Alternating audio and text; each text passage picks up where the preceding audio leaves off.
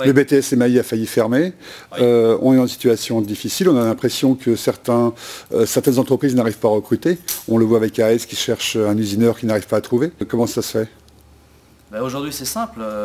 On est aujourd'hui sans doute pour la première fois en train de se rendre compte que la mauvaise presse faite autour des emplois technologiques fait que ça fait fuir tout le monde.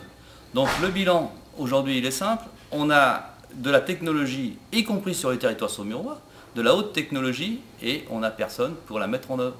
Et pourquoi on n'a personne pour la mettre en œuvre? Parce que depuis 10 ans, les gens se sont écartés des voies technologiques. Donc, à un moment donné, quand il n'y a plus personne de formé dans un domaine, bah forcément, il n'y a plus personne pour travailler non plus. Les effectifs ont baissé de beaucoup? En 10 ans, les effectifs ont baissé de plus de 50% dans le domaine de la voie technologique. Aujourd'hui, à la rentrée prochaine, on a une petite remontée, mais pour regagner toutes nos pertes, eh bien, il va falloir plusieurs années. Et il va falloir convaincre, surtout. Convaincre les jeunes qui sont dans les collèges que la voie technologique est porteuse d'une carrière, est porteuse d'un emploi et est porteuse de conditions de vie relativement intéressantes. Vous croyez que les jeunes considèrent que ce métier est dépassé, que tout se fait ailleurs qu'en France, et qu'il n'y a plus d'industrie en France? Alors, il y a sans doute ça qui compte beaucoup.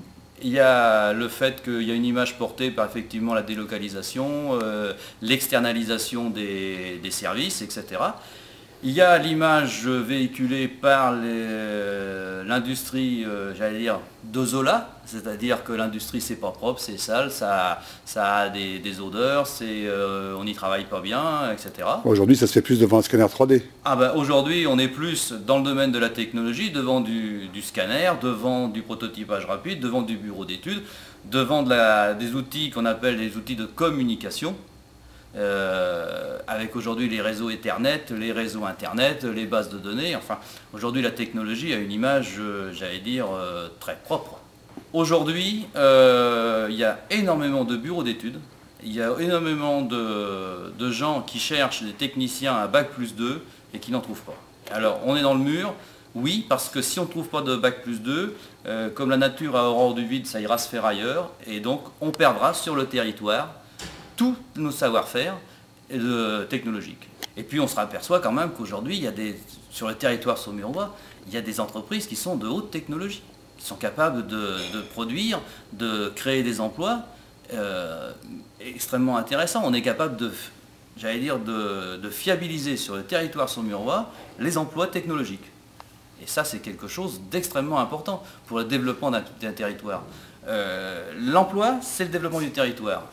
Et surtout la qualité de l'emploi. Aujourd'hui, il ne faut pas confondre tous les emplois.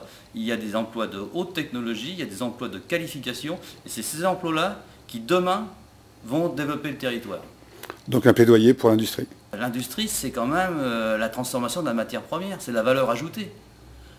Le service, puisque tout le monde parle des services, le service à la personne n'aura de valeur que s'il y a de la valeur ajoutée dans d'autres domaines. Et donc, absolument, l'industrie, c'est une des bases fondamentales de l'économie d'un pays, pour moi.